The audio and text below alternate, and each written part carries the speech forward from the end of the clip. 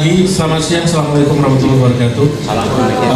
Kita kembali lagi di sesi selanjutnya dari teman-teman media kaya. Sekali lagi saya masih bingung ya, kenapa ada pemretnya SS di sini. Apa hubungannya Surabaya dengan media kaya? Dan media kaya ini adalah opportunity bisnis baru. Nah, opportunity bisnis baru apa yang ditawarkan ke teman-teman radio? Nanti akan kita tanyakan langsung. Jadi mungkin saya akan langsung ke Edi Prasetyo. Kalau di media kaya kamu tidak menjabat, tapi ini sebagai pemimpin redaksi Suara Surabaya atau gimana? Iya, jadi kenapa kok media kaya kita libatkan di sini? Karena ada kolaborasi. Nah itu ya. Jangan ngomong dulu, belum saya persilakan. Oke. Tadi ya. Ya. Udah mengerucut ini ditekan loh. Chat gua nggak mau. Ya. Oke, jadi ada kolaborasi antara Suara Surabaya dengan media kaya. Kami silakan. Ayo ngomong kerja. Udah nih. Edi Prasetyo. Tepuk tangan buat Edi Prasetyo. Selamat siang semuanya. Jadi pertanyaan yang cukup menggoda ya. Apa hubungannya media kaya sama SS gitu ya? Jadi sebelum situ saya mau cerita dikit aja. Nanti yang banyak biar teman-teman dari media kaya, karena mereka yang nanti akan jelasin. Intinya gini, Suara Surabaya itu sejak tahun 83 sampai dengan sekarang kita sudah melewati beberapa fase kehidupan sebagai sebuah korporasi dan melewati berbagai challenge ya. Nah, di era digital ini memang kita mau nggak mau terjun ke sana, tapi ternyata tidak semudah itu menerapkan teknologi di dalamnya, terutama di era AI ini, karena kami basisnya adalah jurnalistik, di mana kami harus menggunakan prosedur jurnalistik untuk beroperasi. Sementara AI itu kan prinsipnya kalau kita lihat di sini dia melakukan generating dari konten kemudian ditampilkan. Apakah itu akurat atau enggak? Nah itu soal lain. Nah itu ada agak problem. Karena itu kita memutuskan untuk menginisiasi kalau bisa dibilang satu unit atau satu inisiatif yang namanya kolaborasi. Kolaborasi itu S-nya 2. Kolaborasi. Nah, apa itu? Prinsipnya ini adalah sebuah platform yang kami bentuk di digital. Basisnya adalah media cyber. Ini adalah tawaran. Kalau teman-teman tadi yang di Olo itu sebenarnya benar-benar berbasis pada audio ya. Kalau kami mencoba untuk menawarkan di media cyber. Kenapa? Karena pertama model bisnisnya jelas. Jadi ada advertising yang bersifat programatik di sana. Tapi yang kami tawarkan itu bukan hanya itu, teman-teman. Jadi ada 3 pintu masuk. Yang pertama memang programatik dari Google itu sendiri. Yang kedua programatik buatan dari platform kita sendiri. Dan yang ketiga bisa masuk secara direct. Kurang lebih kayak gitu. Ini intinya adalah kita bicara bisnis buat teman-teman yang betul. Ini langsung aja konkret. Langsung aja konkret ya. Konkret. Jadi ada opportunity bisnis yang bisa dikerjasamakan dengan kolaborasi. Betul. Dengan media kaya tadi. Betul. Yang nantinya duitnya akan balik lagi ke teman-teman radio, begitu? Ya. Jadi dengan formatnya itu sharing, profit sharing. Oke. Profit sharing ya. Betul. Dan angkanya nanti akan kita akan dijelaskan nanti. Itu bagiannya Yadi nanti. Oke. Kira-kira menarik nggak angkanya dan bagaimana cara kerjanya, dan teman-teman hanya menyiapkan apa saja? Yang pasti teman-teman menyiapkannya tidak serumit, nggak rumit. Malah nggak perlu keluar uang, nggak perlu investasi yang gimana-gimana. Ini yang disuka sama owner. Nah, ya makanya yang diperlukan di sini sebenarnya adalah ada mungkin 1 orang yang dedicated untuk menjadi admin, karena semuanya akan dibantu oleh AI. Oke. Intinya adalah kalau ditarik dari benang merah yang sudah ada nanti, termasuk penjelasan teman-teman, saya sudah bisa menyimpulkan bahwa yang penting teman-teman konsisten. Betul. Konsisten. Karena kita akan sangat butuh performance dalam waktu beberapa bulan agar konten itu jadi dia mature, kemudian dibaca oleh sistem di algoritma yang memang kita kembangkan di dalam platform itu sendiri. Oke, jadi sekarang kita menghambanya ke algoritma ya, mau nggak mau ya. Kayaknya gitu ya. Kayaknya gitu enggak ya. lah, janganlah. Tadi kan sudah ada masukan bahwa AI itu adalah alat, tetap mastermind-nya adalah manusia gitu dong. Oke, ya sudah. Saya serahkan ke Edi Prasetyo untuk memanggil teman-temannya, ya. Karena ini nanti kita akan berbicara bisnis sekali lagi, duit yang mungkin kalau ditelatenin gitu ya bisa mendapatkan puluhan juta, ratusan juta. Untuk Udah sampai sampai level situ tertentu memang kita harus perform dulu gitu loh, nggak bisa Iya. langsung jadi ya. Sama kayak YouTube berarti ya. Iya. Oke. Kan digital gitu. Iya pasti. Silahkan Ed. Oke, saya mau panggilkan Mas Idam di sini untuk ngobrol bareng saya. Tapi Doni juga jangan kemana-mana, kita akan cecetan. Dan proper di luar Anda. Akan di sini Oke. di Tamrin Square.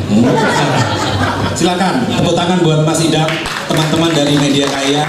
Semoga harapannya sesuai dengan namanya, Media Kaya. Silakan Mas Idam, waktu dan tempat kami persilakan.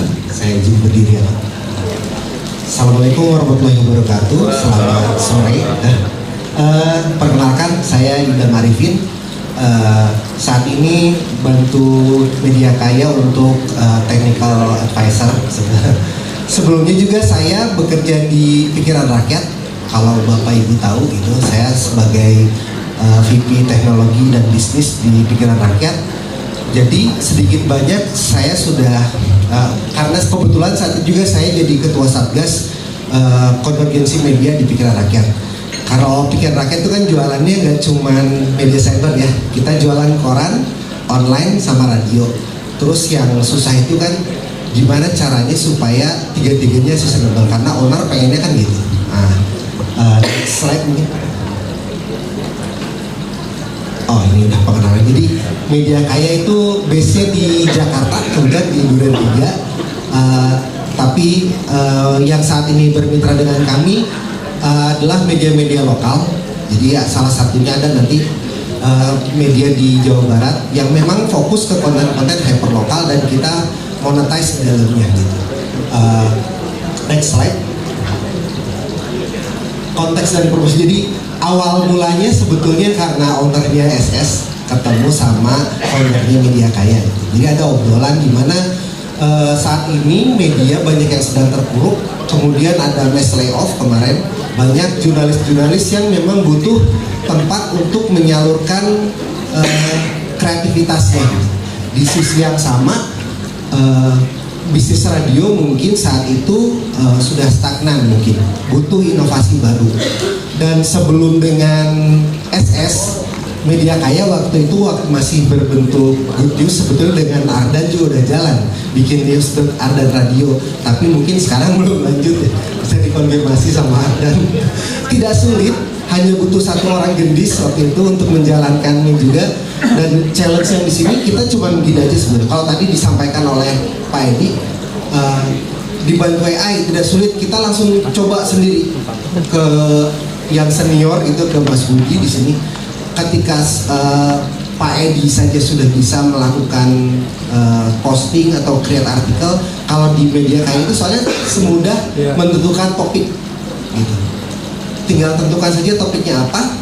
Jadi teman-teman nggak perlu tahu kompleksnya, promnya seperti apa. Hanya tentukan topik aja, karena masing-masing daerah itu topik yang hangatnya akan beda. Terus top of mind-nya penyiar, kemudian pendengar juga akan beda. Jadi hanya tinggal tentukan topik yang sedang ingin dibaca, ingin didengar oleh audiens. Nanti di-create artikelnya oleh Media Kaya, oleh satu orang yang tadi dedikat untuk ngurus ini tuh tinggal dibaca. Oh udah sesuai nih dengan nafasnya.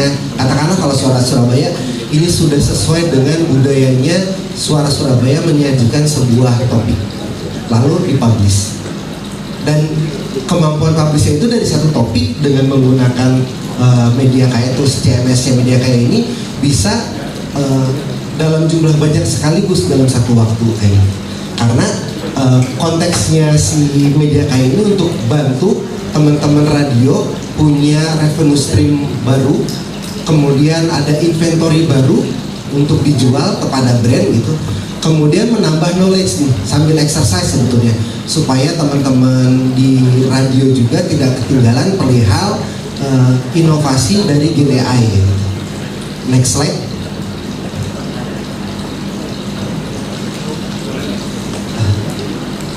Jadi big picture-nya seperti ini. Audiens itu sudah terfragmentasi kayak tadi juga. Bagaimana kalau Suara Surabaya kan audiens itu bertumbuh bareng sama brand, sama di pikiran rakyat. Kalau di saya pikiran rakyat itu sudah 59 tahun. Pembaca dari awal sampai sekarang selama 59 tahun mungkin sudah banyak yang tidak ada. Jadi audiensnya banyak yang sudah pergi. Tapi kelekatan brand terhadap audiensnya masih ada. Impact-nya jadinya kalau di radio itu Suara Surabaya bisa aja bikin suara anak Surabaya, lagunya anak-anak didengar sama anak-anak, konten anak-anak via media cyber. Suara muda Surabaya, konten mudanya. Kemudian kalau tadi kolaborasi sama radio pensiunan, mungkin Suara Pensiunan Surabaya, yang mana lagu-lagunya lagu-lagu untuk pensiunan. Yang saat ini kanal frekuensi itu cuma bisa mendengarkan satu lagu, tapi kalau kanal digital bisa multiple audio dan multiple information. Jadi audiens yang tumbuh bareng sama Suara Surabaya masih bisa diakomodir konten yang mereka sukainya, baik itu audio maupun informasi teks. Kemudian kayak tadi pendanaan terbatas. Kalau Bu Ayu tadi ada kasih gambar yang blok sebelah sini itu adalah infrastruktur. Media Kaya coba solve itu. Jadi teman-teman radio nggak perlu keluar uang untuk punya website. Yang penting fokus create konten aja. Kita monetize bareng, nanti profit sharing.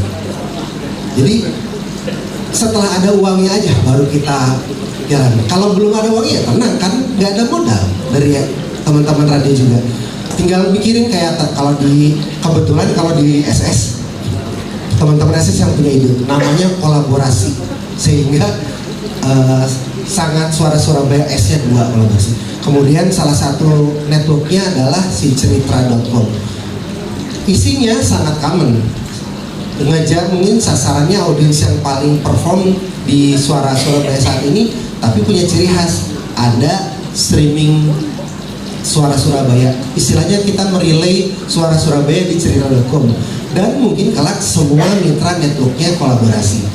Jadi yang bisa dijelaskan itu seperti teman-teman radio bisa bikin radio network tapi bentuknya media cyber gitu. Tapi nggak harus keluar dana yang jor-joran gitu.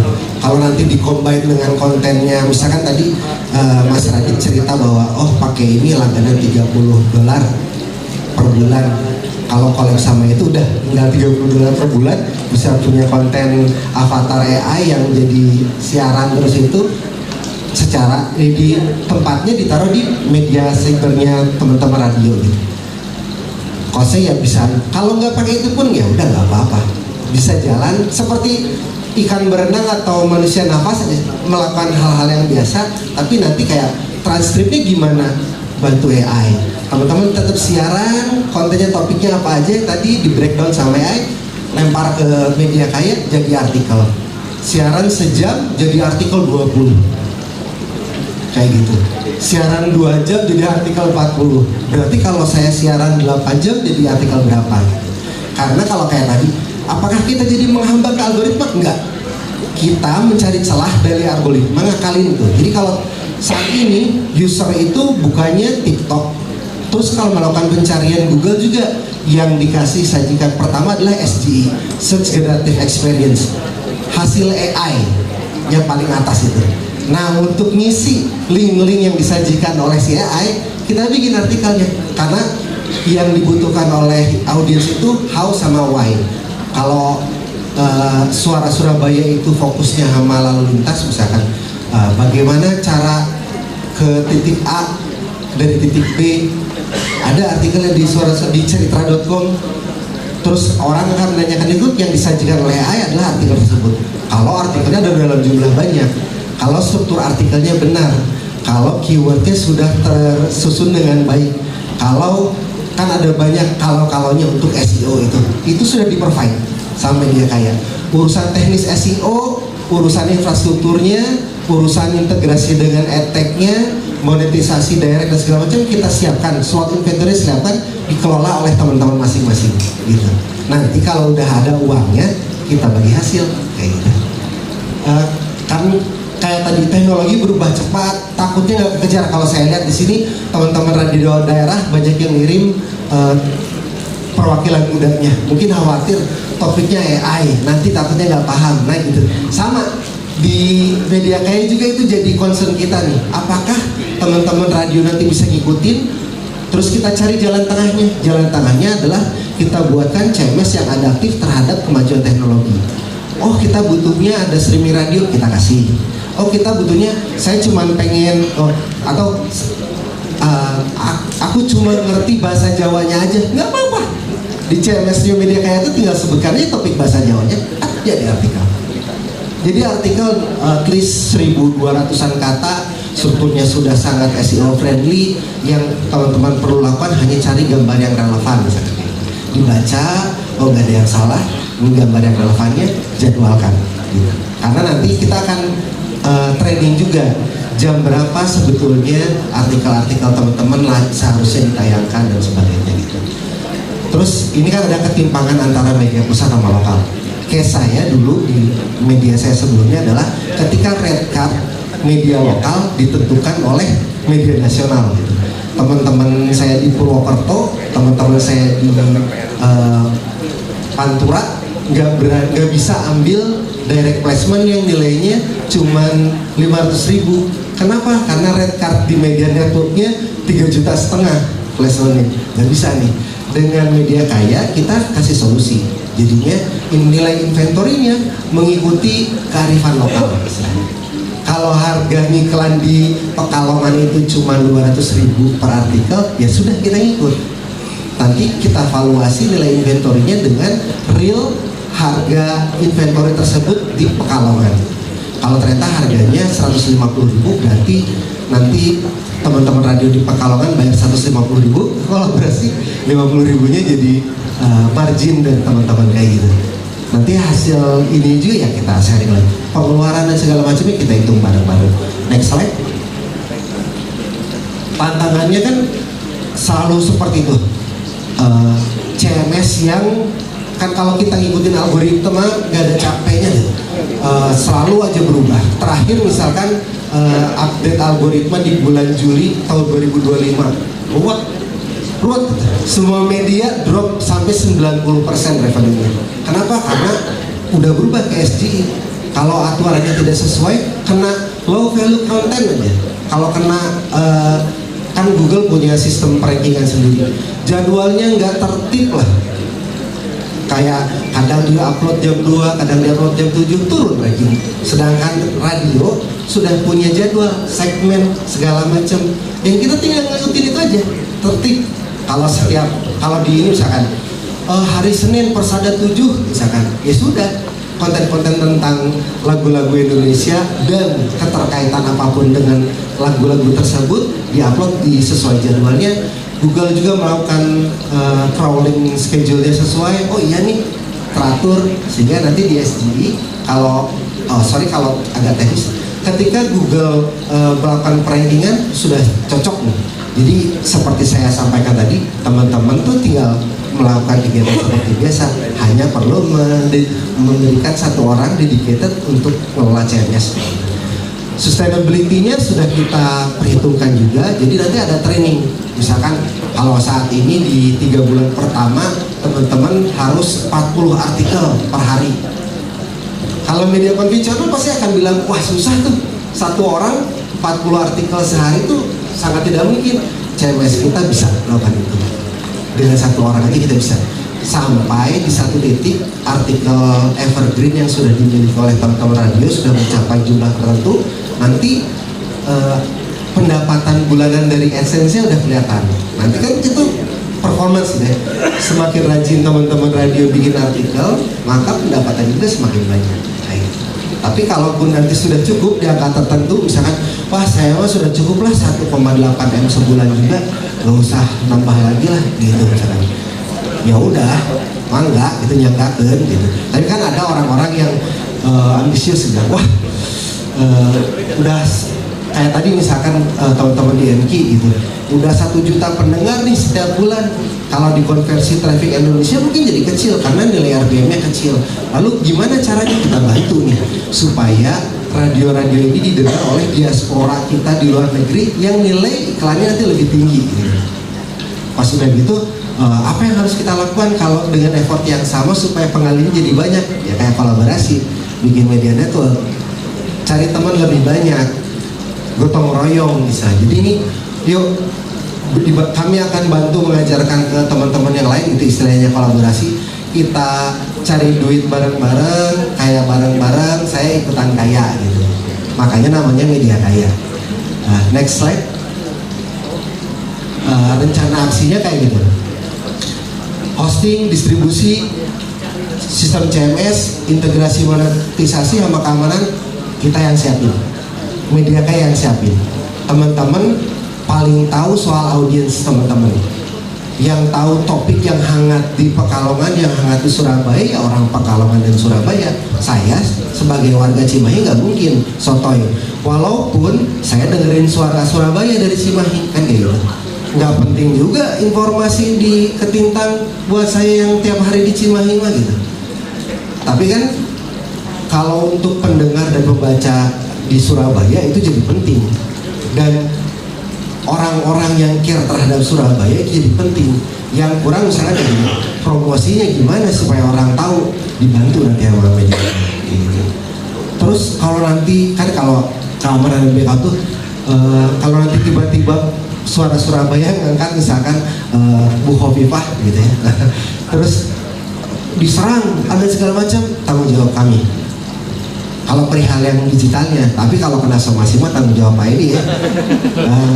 Kalau hal yang sifatnya administratif dan segala macam itu menjadi pengelola. Misalkan kalau kontennya ngejelek-jelekin fufu apa misalkan, ya kan nggak mungkin dong. Saya nggak kontrol si kontennya.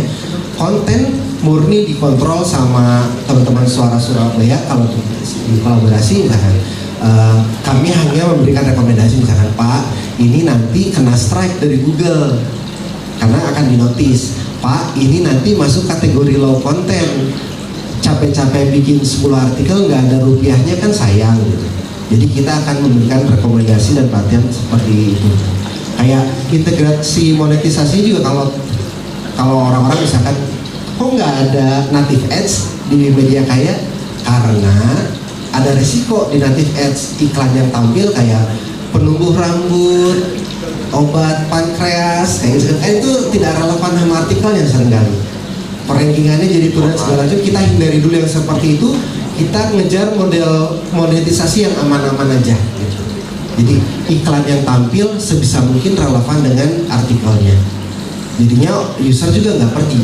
Ketika ada iklan, kan iklan juga nanti kalau di media kaya nggak banyak, sedikit aja gitu, cuma 7 di posisi gitu, dan nggak akan kelihatan secara kentara kok, kecuali emang ternyata usernya target si iklan tersebut yang panjang-panjang.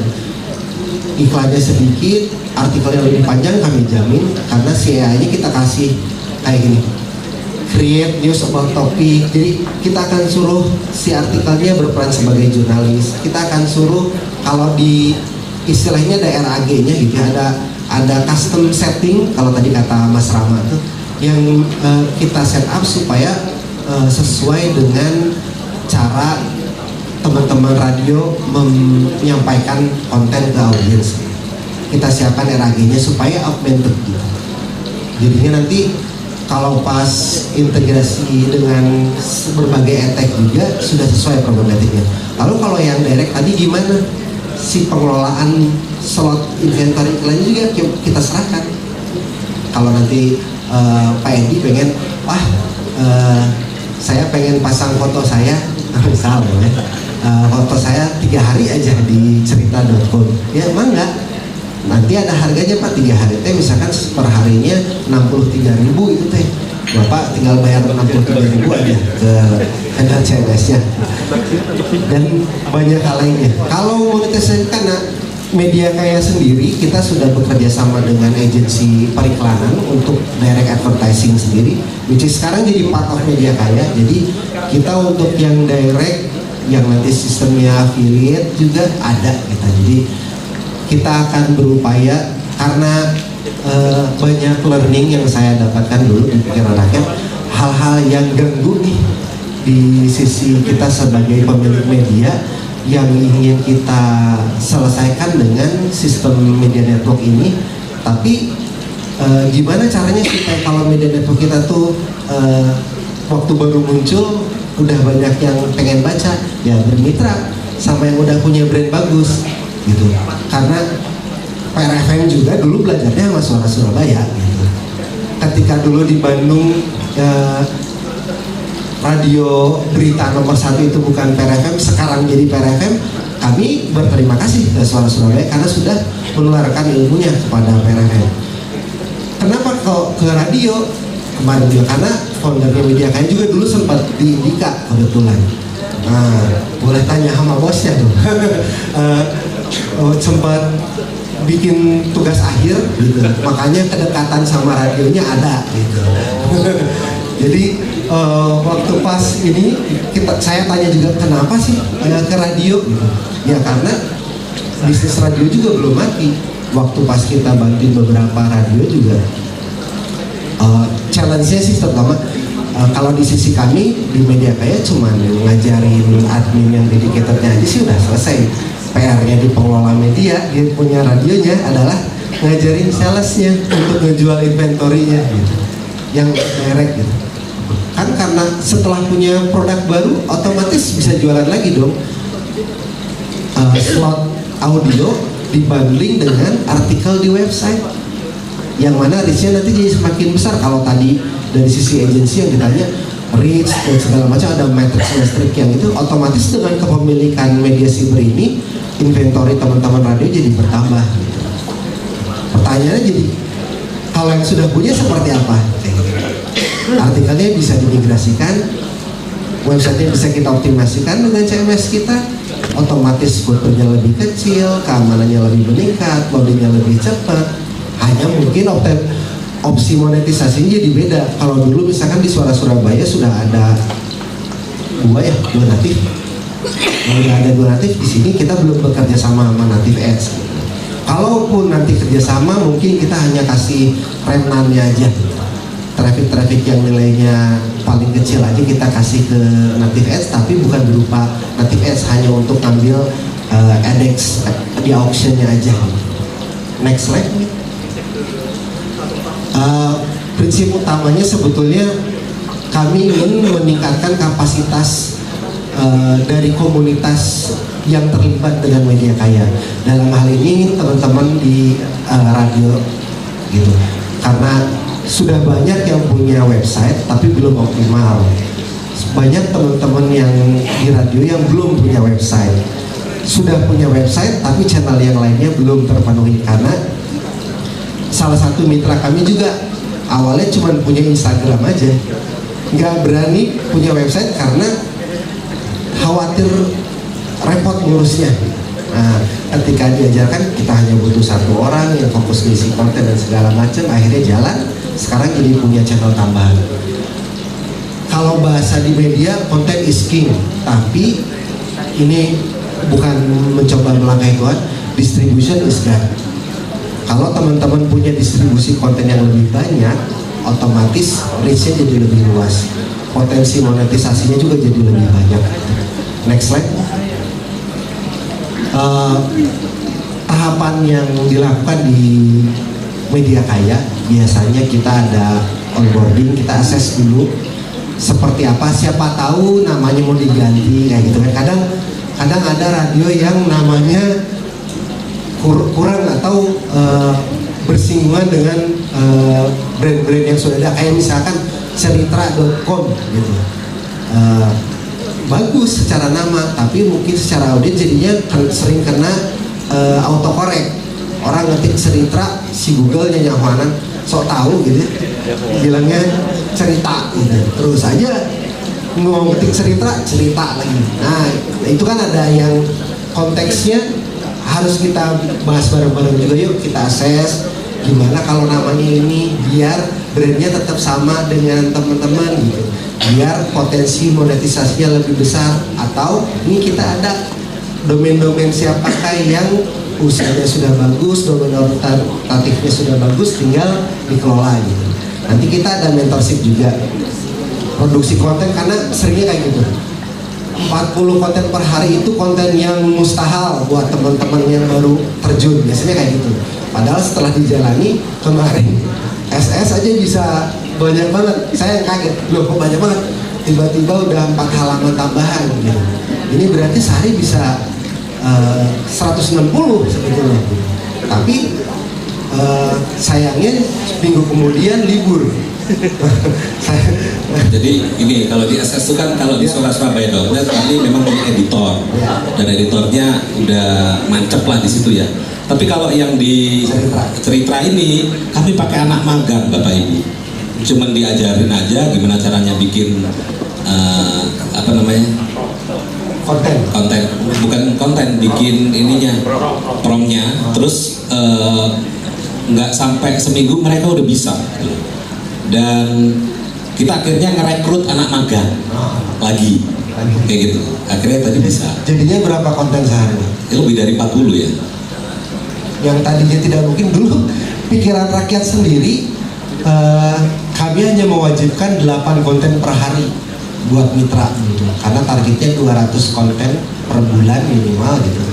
Tapi algoritma berubah, jadi setelah negara api menyerang, 200 konten per bulan itu tidak cukup gitu. Karena ada ini yang crawling data dari search engine itu, ada jadwalnya, kemudian jadi ada rankingan crawling. Akhirnya kami inisiatif bagaimana kalau setiap jam satu konten, 24 konten per hari, oh udah lumayan naik peringkatnya. Gimana kalau kita lebihin 48 konten per hari, jadi per setengah jam ada konten. Lebih bagus kesininya kita cari jalan tengah, selalu kayak gitu. Kalau bahasanya Mas Budi ke kami, founder di Media Kaya, ambil jalan tengah, cari aja Mas. Pas dibilang tengahnya 24 sama 48, emang berapa ya? Udah 40 aja. Kita bikin 40, tapi akhirnya kita jadi punya target, gimana caranya mengejar 10.000 konten evergreen untuk setiap website. Karena apa? Karena setelah 10.000 konten evergreen, istilah motivator mah nanti teman-teman punya passive income kayak. Diam aja juga sih 10.000 artikel evergreen ini akan menghasilkan traffic dan akan menghasilkan impresi dari iklan-iklan yang tayang. Selain pelatihan monetisasi dan audiens, kita juga nanti akan ada evaluasi bareng-bareng, karena yang beda dari Media Kaya dengan mungkin kerjasama sama edtech yang lain adalah transparansi. Akses ke dashboard kita kasih sepenuhnya, jadi nggak ada namanya laporan yang kita buat-buat. Yang sering terjadi kalau teman-teman kerjasama sama edtech, terutama yang dari luar negeri, adalah dashboardnya mereka bikin custom, yang mana kita tidak pernah tahu nilai rupiah, nilai impresi, RPM, dan segala macamnya itu sudah diubah atau belum. Kalau di Media Kaya kita keterbukaan, karena nanti kan ada presentasinya gitu ya, biar sama-sama enak nih loh teman-teman, kolaborasi itu dapatnya 1 triliun gitu.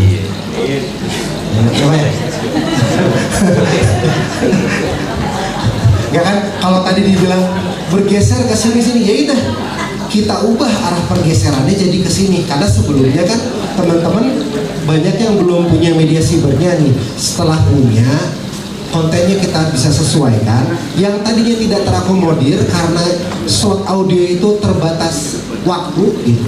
Misalkan penyiar baru aja mau ngomong ngejelek-jelekin gubernur, habis waktunya untuk segmennya. Nah, bisa dibikin di sini. Misalkan kayak tadi mau menginformasikan lebih detail, kayak terjadi kemacetan di Sudirman. Jalan Sudirman di Jakarta tuh panjang, dari ujung ke ujung.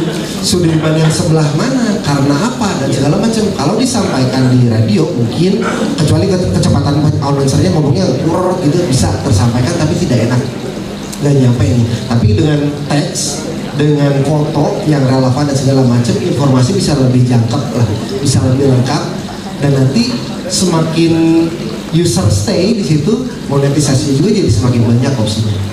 Next slide. Model bisnisnya jadinya ya kita akan evaluasi artikel-artikel yang teman-teman bikin juga. Nanti akan kita bilang misalkan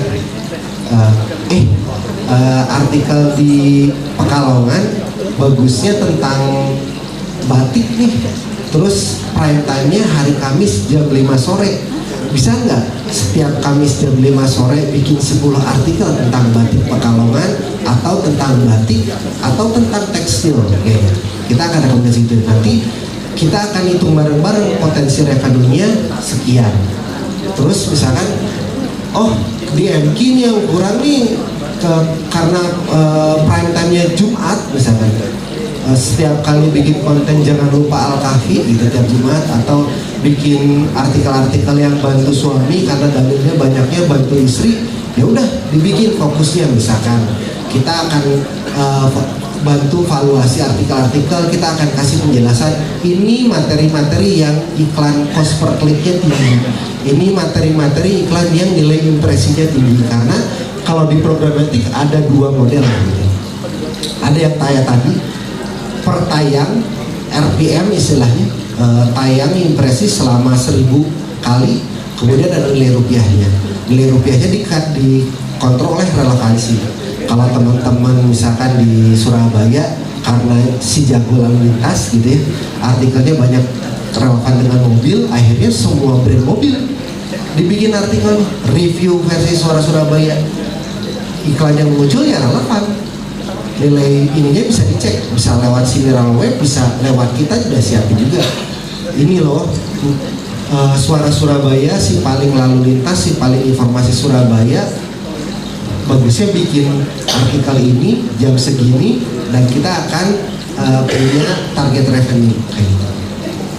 Nanti ya balik lagi, udah dapat nih, misalkan kalau satu gak cukup, ketika Pak Edi udah merasa aduh kayaknya kurang mas 1 triliun, saya ada target 12 triliun nih, rencana mau bayarin hutang negara gitu. Saya butuh kolaborasi lagi dengan 11 radio lain. Akhirnya ya udah kita rumuskan siapa saja yang direkrut, bagaimana melatihnya, kemudian sharing revenue-nya gimana mas, apa Edi nggak kebagian lagi gitu. Misalnya kolaborasi seperti apa posisinya, hal tersebut nanti kita tuangkan di dokumen. Kita targetnya adalah ekosistemnya kolaborasi berkelanjutan, supaya nanti akan ada lagi yang bergabung, kemudian semakin diverse, nggak melulu Jawa Timur area timur gitu, sehingga Madiun nggak diajakin. Madiun Jawa Timur kan ya, tapi karena terlalu dekat sama Jawa Tengah, orang sampai lupa bahwa Madiun itu Jawa Timur gitu. Atau Madura gitu nggak diajakin, padahal Jawa Timur cuman gara-gara pisah pulau gitu, jadi nggak diajakin. Bangkalan, Sumeneb jadi nggak diajakin, padahal di sana misalkan ada konten-konten yang menarik, yang nggak melulu besi lagi gitu. Nah, iya, diversifikasi konten itu jadi penting karena nanti kolaborasi jadi semakin punya banyak data yang bisa dijual. Jadi orang-orang di Pacitan tuh sukanya ini loh, karena data dari McKinsey itu based on OpenAI juga gitu kan. McKinsey kan bayar 1 miliar token gitu, dia juga pakai AI. Kita real data nih per lokal yang kontennya hyper lokal. Kita nggak maksa media daerah untuk bikin artikel-artikel nasional, tapi yang penting itu adalah ekosistemnya berkelanjutan. Apa yang cocok buat Suara Surabaya, lanjutkan. Kalau ternyata Suara Surabaya harus bikin 5 IT kayak tadi untuk anak muda, iya, karena ingin menjaga audiensnya yang tumbuh bersama Suara Surabaya, kita akomodir. Next slide. Implementasinya kayak yang paling mudah tuh sekarang tuh ada mitra kami juga di sini, Info KBB, yang start awalnya dia dari Instagram saja. Kemudian di pemilu mulai tuh nyinggung-nyinggung 4 calon bupati KBB. Tapi karena followersnya masih sedikit, kemudian engagement juga mungkin masih kurang, offering yang bisa dilakukan adalah buat website. Dengan ada website, kita jadi bisa ukur berapa banyak orang yang setelah lihat announcement di IG lari ke Info KBB. Fokusnya cuma perkara-perkara KBB aja, Padalarang lagi, Kota Baru Parahyangan lagi, Lembang lagi, itu aja terus yang dibahas. Ada yang baca? Banyak. Bahkan kemarin waktu pas film Abadi Nan Jaya, karena lagi rame dengan keyword makan beracun gratis, dan kebetulan KBB paling banyak korban tuh waktu itu. Jadinya bisa orang kok lucu dari MBG lari ke film zombie gitu. Tapi itu artikelnya dua-duanya ada di KBB. Jadi Info KBB bisa jadi salah satu media lokal yang kontennya cuma bahas seputar Kabupaten Bandung Barat, tapi user real time-nya bisa sampai 3.800 orang dalam satu waktu. Mas Idan, Ya. mendingan kita panggil aja orangnya, kita suruh dia cerita sedikit ya. Coba, Mas Jul. Mas Jul, bisa cerita di sini Mas. Mikrofonnya ya, ada lagi nggak satu?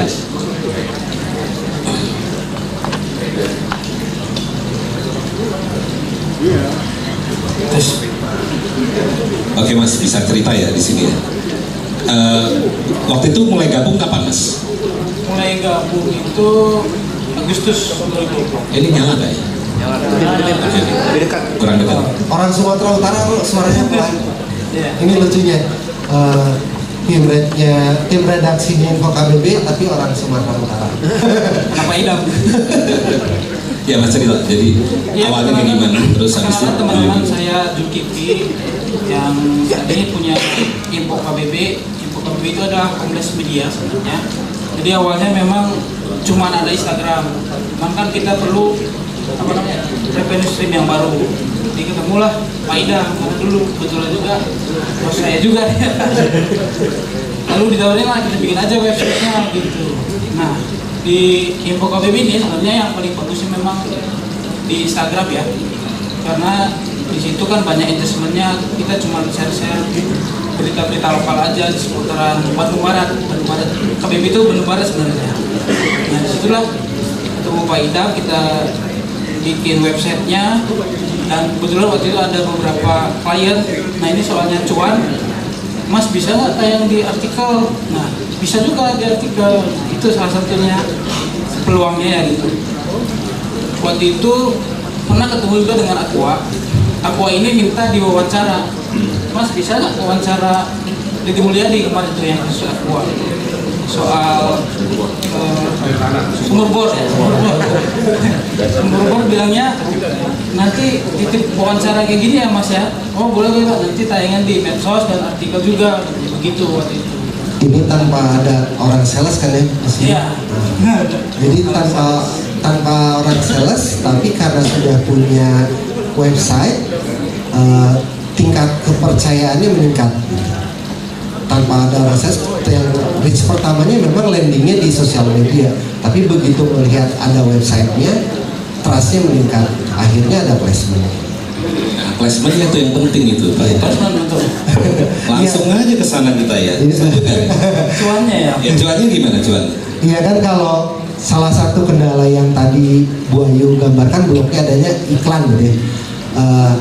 Ada banyak hal yang kami upayakan. Salah satunya untuk ngisi iklan tadi, pertama problematik gitu kan, tadi ada problematik dari Google yang berupa AdSense sama AdX yang sistem auction. Kemudian ada yang direct placement kayak tadi. Sebetulnya jadi udah ada grup, semua juga udah tahu ada grup agency yang nanti tuh mereka akan menunggu informasi di mana sih kami bisa naruh iklan dengan harga sekian kayak gitu. Ya kita akan punya katalognya gitu. Jadi teman-teman di kolaborasi itu kalau nanti tiba-tiba mitranya ada di 464 kabupaten kota gitu, suara NTT misalkan gitu, boleh gitu. Nih di NTT harganya segini. yang gitu. Sistemnya nanti bagi hasil yang menjelaskan Pak Yadi kan nanti. Biar Pak Yadi aja nanti yang jelasin bagi hasil. Mas Jul juga perlu cerita juga nih tentang revenue-nya dari KBB. Revenue-nya sebenarnya ini yang itu sebenarnya Pak Ida. Kalau revenue untuk di website, kalau revenue yang direct langsung ke KBB, ini diserahin sama kami, sama KBB-nya. Ya, kalau yang modelnya direct placement menghubungi langsung ke tim redaksi, ya saya serahkan sepenuhnya. Tapi kalau yang ada, kan kalau teman-teman lihat misalkan di info KBB sudah ada tuh iklannya, nyempil sedikit banget, boleh dicek. Tapi karena yang landingnya itu bisa 3.000 orang dalam satu waktu, kebetulan iklannya juga Shopee, yang nilainya lumayan gitu, ya udah dapatnya bisa lumayan. Yang kami kejar di awal-awal adalah sebetulnya nilai RPM per 1.000 tayangnya itu kita kejar tinggi. Jadi kita kejar misalkan per 1.000 tayang itu dapat kalau saat ini 2.100.000. Nah berarti dalam satu waktu tuh 3.000 orang itu berarti dapat 4.600.000 misalkan. Atau dapat 3.600 tuh karena dia 1.200.000. Seringkali karena traffic yang kita kejar itu memang di Indonesia RPM-nya itu rendah, tapi kita akan mengupayakan supaya artikel-artikel yang memang relevan dengan topik-topik seperti lingkungan, saya akan nge-push biasanya. Maju, coba bikin artikel wisata lingkungan dong di KBB supaya iklan yang nongol Greenpeace. Nanti saya jelasin juga kenapa kok kayak gitu, karena nilai klik iklan Greenpeace 14.000 satu klik kayak gitu. Iya, tapi cuma wilayah Bandung Barat aja waktu itu. Kayak gitu Bang. Oke, Mas Jul, terima kasih. Sharingnya ya.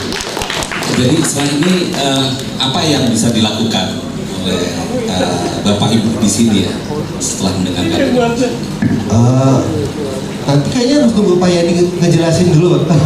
Jadi mungkin teman-teman dari radio bisa discuss. Jadi siapa-siapa yang memang baru membuat atau kalau tidak menutup kemungkinan kayak gini misalkan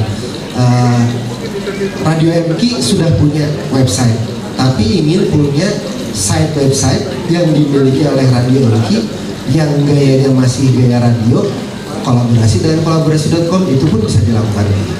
Identitasnya supaya biar lebih MK gimana? Sama seperti cerita.com, nanti ada streaming Radio MK-nya di websitenya, kayak gitu. Jadi identitas juga gak hilang. Jadi kita tetap, kenapa? Supaya subsidi silang lah. Orang-orang yang baca website cerita.com sama tetap bisa dengar suara bayar. Gitu. Orang-orang yang misalkan bisa buka misalkan muslimah solehot gitu, misalkan ini hari misalkan ada website tentang apa yang lagi ramai sekarang, apa ya, misalkan ramai tentang drama Cina lah gitu, mau bikin topik yang ngebahasin review drama Cina. Iya, semoga itu nggak untuk tinggal komunikasikan dengan tim kolaborasi. Nanti kita akan bahas teknisnya seperti apa, termasuk ininya. Bahkan ini sebetulnya kalau di media kaya kita tinggal daftar, kemudian ingin websitenya seperti apa, karena semua mitranya media kaya itu bentuknya beda-beda. Cerita.com beda dengan info KBB misalnya. Tapi CMS-nya bisa di CMS yang sama. Jadi kayak gitu. Tampilan bisa terserah menyesuaikan dengan gayanya teman-teman, tinggal hubungi teman-teman kolaborasi, terus tampilnya mau seperti apa, nanti kita develop, kita latih, teman-teman fokus ke content creation, kayak gitu sih. Slide terakhir sih udah, terima kasih. Udah slide terakhir.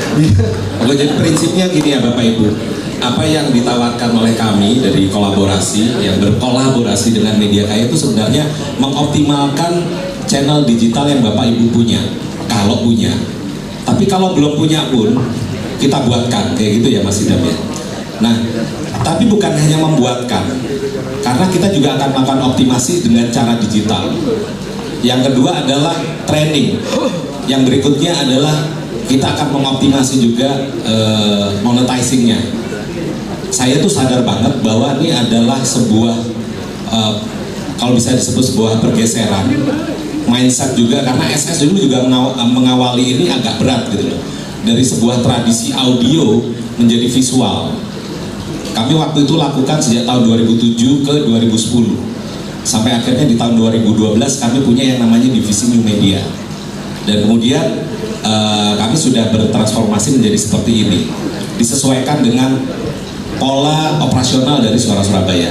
Nah, poinnya adalah dengan pola operasional dan bisnis dari radio yang dikelola oleh Bapak Ibu semua, ini semua bisa direalisasikan dengan multi channel berbasiskan media cyber, dibantu oleh AI. Nah, bagaimana kemudian landingnya di kolaborasi, bekerja sama dengan Suara Surabaya. Saya mau mengundang Bapak Nuryadi, beliau adalah manajer pengembangan bisnis Suara Surabaya. Di mana Bapaknya? Oh, udah di situ. Ketutupan pilar ada, Pak. Siap. Silakan. Mungkin bisa gantian di sini, Pak. Saya mau soal di luar. Silakan. Mana, Pak? Enggak, di sini udah gantian dong. Ya Allah. Boninya mana ini, Boni? Hilang. Ya, halo. Kalau saya bilang halo, jawabannya hai ya. Kalau saya bilang hai, jawabannya halo. Bisa? Bisa semua dong ya. Halo. Hai. Halo hai. Nice. Masih fokus semua. Tepuk tangan buat Bapak Ibu semuanya. Ya. Mungkin ada yang mau ditanyakan Bapak Ibu semua? Saya tinggal closingnya aja ya. Jadi seperti yang tadi sudah dijelaskan sama Mas Edi, Mas Idam, Mas Zul, jadi kami di SS itu sekarang berusaha untuk membangun sebuah ekosistem yang tadi kita sebut namanya kolaborasi. Jadi namanya kolaborasi.com. Ini kita harapannya menjadi media network. Jadi nanti Bapak Ibu semua yang mungkin di radionya udah belum punya website, monggo nanti bisa bergabung bersama kami. Websitenya dibikinin seperti tadi kata Mas Idam ya. Kalaupun yang sudah punya website nanti bisa integrasi ke sistem kami. Itu ya sesimpel seperti itu. Nanti masalah bagi hasilnya gimana gitu. Kalau Mas Rama di Holo tadi udah declare 70-30 ya. Kalau kami mah nanti kita ngobrol aja langsung. Karena nanti sesuai dengan ininya Bapak Ibu sekalian gitu, sejauh mana apa tingkat yang harus kita kerjakan itu seperti apa gitu dengan teman-teman semua.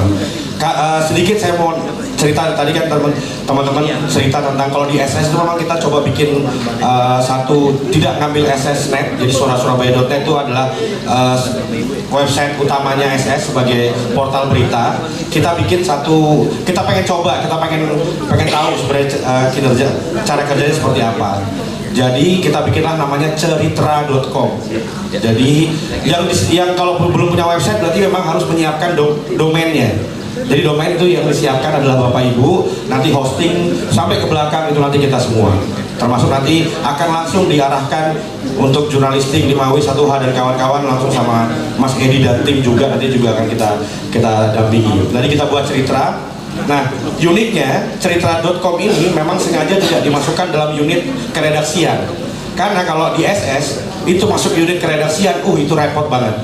Itu kode jurnalistiknya dan segala macam itu akan jadi sangat ribet lah gitu.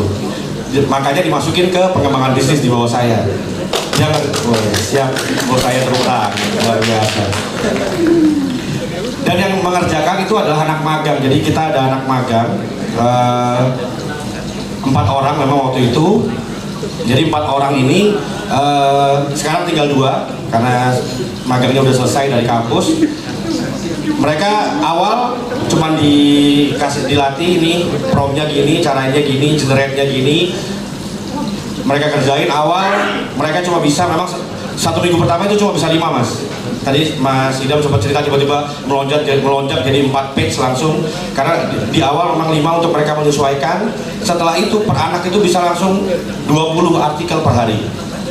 Padahal ini anak magang, dia masih semester 4 dan semester 5. Jadi dia program bukan program yang di ujung, bukan program yang di awal, namanya studi independen dari UNESA. Jadi dengan prom itu mereka udah bisa bikin, jadi makanya satu anak ada 4 waktu itu, jadi langsung 80 artikel dalam waktu satu per harinya seperti itu. Yang memang yang pusing itu si adminnya, super adminnya, karena tapi bisa di CMS itu udah langsung bisa diatur jadwal publish, mau dia di publish jam 1, jam 2, jam 3 itu bisa diatur, nanti dia akan publish sendiri seperti itu. Nah ini yang coba kami tawarkan. Kalau istilahnya itu namanya gotong royong digital ya, gotong royong digital. Ngapain kita bertarung sendiri, mending kita bertarung rame-rame, kita hajar itu digital bareng-bareng, ya. Kita buat networknya, kita buat ekosistemnya, satunya dapat, semuanya dapat. Itu dari saya tutup, saya kembalikan ke Mas Edi. Saya mau kembalikan juga ke Mas Boni nih sebagai ini tidak bertanggung jawab. Karena manggilin Boni, Dit, Boni mana Boni? Langsung aja Mas Edi. Oke, langsung aja ya. Ya, mungkin Langsung ke tanya jawab mungkin ya kalau ada, silakan.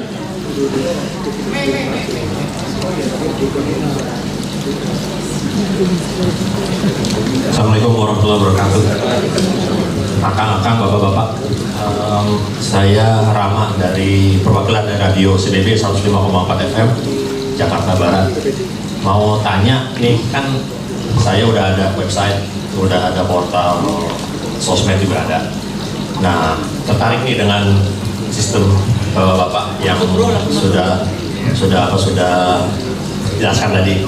Nah, bentuknya tuh kayak apa sih, Pak? Selain kita bikin artikel, apakah bisa juga dari audio to text, misalnya dari siaran, penyiar saya ngomong, habis itu nanti langsung ke teks. Kan tapi itu ada lagunya, bapak-bapak. Apakah kena copyright atau gimana? Biasanya memang kita selalu fokus ke berita-berita yang ada di Jakarta Barat dan sekitarnya, gitu. Dan 48 plus artikel tadi yang disuruh bikin itu apakah achievable buat kita untuk per hari, karena memang kita kan tahu sendiri manpower itu susah untuk radio gitu. Itu aja sih Pak, terima kasih banyak. Waalaikumsalam warahmatullahi wabarakatuh. terima kasih Mas Rama. Silakan Mas Idam dan Mas Edi menjawab. Kenapa jadi saya moderatornya nih? Ke Mas Idam semua ya. Ya, langsung aja. Pertama, di pilihan untuk generate kontennya juga kita ada transcribe, Pak. Jadi misalkan tidak menutup hanya audio, ada video YouTube nih, misalkan pertandingan antara kemarin Irlandia sama Portugal misalnya 2-0 menang Irlandia. Ingin tahu, Bapak nggak nonton, tapi ada videonya di YouTube, masukin link YouTube-nya, langsung ditranscribe sama si CMS. Dan dia langsung ada subheading-nya udah ada, artikelnya nanti 1.200 kata gitu. Jadi udah siap saji, nanti formatnya akan berubah jadi video. Kepemilikan videonya gimana? Tetap video yang di YouTube, artikelnya milik Bapak karena itu dari transkrip. Iya. Jadi intinya dari gambar bergerak itu bisa ditranskrip menjadi tulisan, Iya. sesuai dengan gaya bahasa dari stasiun radio itu, bisa di custom gitu ya. Ya karena nanti dibaca dulu, siapa tahu ada yang salah kan gitu. Misalkan ya aslinya main Messi ditulisnya karena dia transkrip Messi misalkan, Oh, iya. kita perbaiki. Atau oh ternyata gayanya masih kurang nih karena saya pundit banget orangnya gitu. Ya diubah, tambahin aja sedikit, dan itu Bapak proses editing tetap ada. Itu proses final editing yang dilakukan oleh manusia pada akhirnya. Ini soal typo gitu loh kali. Iya. Nah, typo dan yang mencari typonya dari yang mengerjakan typonya dari tim kolaborasi atau kita kirim Di publisher. di publisher. Jadi waktu setelah di generate Iya. dibaca termasuk cek faktanya juga, karena kadang untuk menggenerate 1.200 kata itu si AI kan otomatis ada tambahan informasi. ya ada hoax atau apa nanti kan. Kadang karena dia itu AI, hallucination terjadi, atau karena datanya belum update. Misalkan hari ini sebetulnya si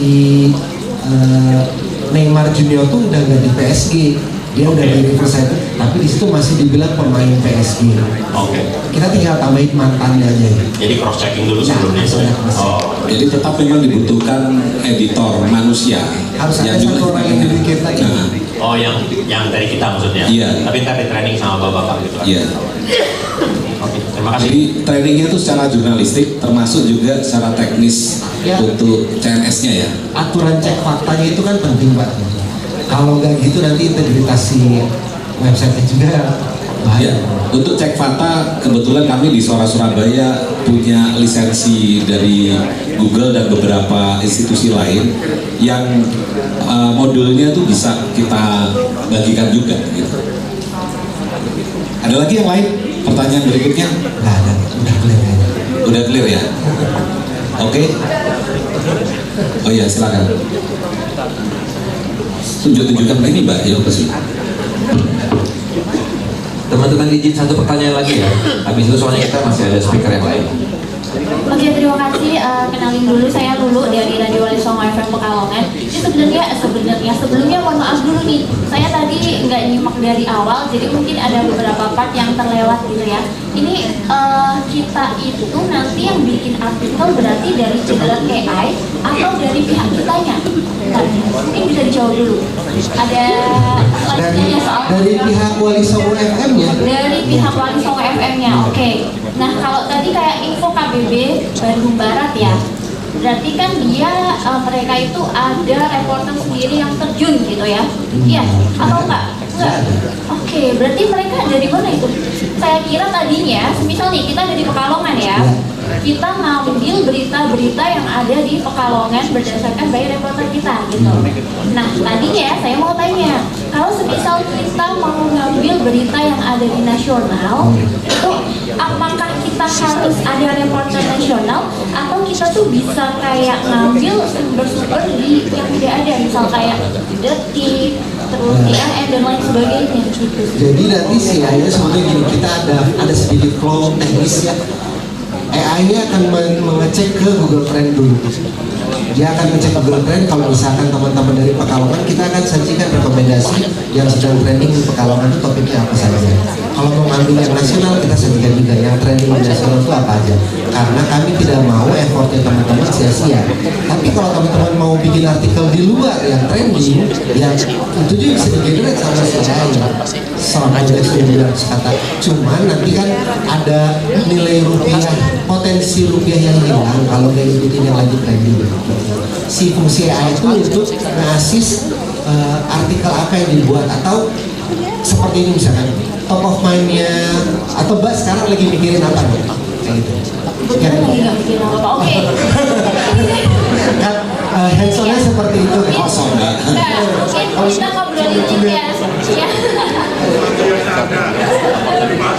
Oke, mungkin yang hari ini deh ada yang Lampung Surakarta, ada yang baru dilantik gitu kan jadi raja gitu, yang Pakubuwono 14. Itu mungkin. Iya kan gitu. Kayak sekarang mau ngangkat Raja Purbaya, kebetulan namanya sama menteri kita, nanti tiba-tiba si AI akan nyambungin itu. Kita punya Raja Purbaya di Solo yang baru, dan kita sudah punya Menteri Purbaya. Misalkan, siapa tahu nanti wali kota Solonya jadi Purbaya juga. Gitu. Bisa si AI bisa sekreatif itu. Gitu. Jadi dari sebuah topik, cuma dari Raja baru Keraton Solo, si AI akan cari Purbaya dapat tuh. Nanti dia akan cari juga relevan artikel, mungkin bisa di-create sama dia. Biasa sama Purbaya. Iya, misal ini case-nya misalkan kayak gitu. Atau apa nih, Pekalongan, kayak gini misalkan. Minggu lalu ada ini Indonesia Adalah Kita di Pekalongan. Ada acaranya dari sebuah brand rokok yang kebetulan rame, query-nya disarankan diambil, Mbak cuma gini, disodorin topik, jadi aku ambil kayak gitu. Terus di-generatein artikelnya sama CMS. Terus iya aku suka, ya udah aku tayangin. Gitu aja. Sebenarnya kalau kita mulai untuk terjun ke situ ya, untuk kerjasama kolaborasi itu seberapa cepat sih monetisasinya? Paling cepat yang tadi misalkan si Newstube, karena Newstube itu bisa 120 artikel per hari, dia di hari keempat sudah ada ini. Di hari keempat ya. Oke, terima kasih. Mungkin nanti. Oke, terima kasih. Jadi prinsipnya gini ya, dari sisi jurnalistik memang ada resiko-resiko di sisi etika gitu. Karena itu kami di Suara Surabaya memisahkannya dari Suara Surabaya, brand Suara Surabaya. Kami bikin brand domain yang baru. sehingga resiko itu bisa kita kelola. Tapi prinsip kedua berikutnya adalah pentingnya editor manusia. Jadi jangan ditinggal, gitu. Jangan dikira AI bisa mengerjakan semua tanpa keterlibatan dari manusia. Di sini dibutuhkan komitmen dari editornya untuk bisa mengawal itu dari awal sehingga sampai ke performance akhir. Kurang lebih kayak gitu. Karena tadi waktunya juga sudah selesai, saya akan kembalikan ke Bapak Boni sebagai moderator. Sudah kembali, terima kasih. Wassalamualaikum warahmatullahi wabarakatuh.